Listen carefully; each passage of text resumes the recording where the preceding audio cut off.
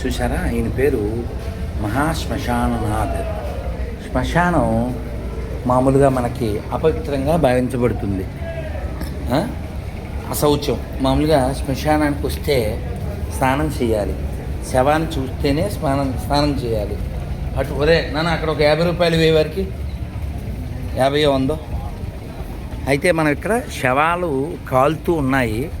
శవాల పొగ మనం పీల్చకూడదు, తాకకూడదు. కానీ ఇక్కడ కాశీలో 1 2 3 ఇగో ఆ కింద కొన్ని అలా కాలుతూనే ఉంటాయి.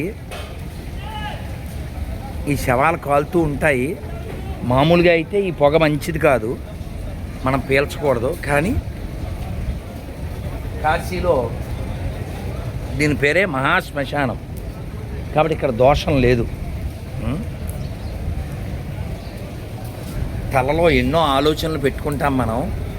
ఆ తల ఏమైపోతుందో ఒకసారి చూడండి. ఎన్ని తలపులు పెట్టుకుంటామో ఆ తల పరిస్థితి అదిగో అలా, అది పుర్రె. ఆ విధంగా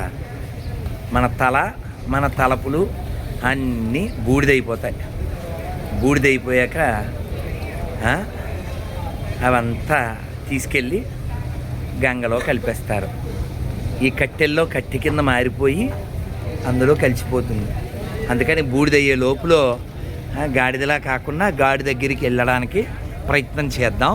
హర హర మహాదేవ, శంభో శంకర, కాశీ మణికర్ణికా ఘాట్కి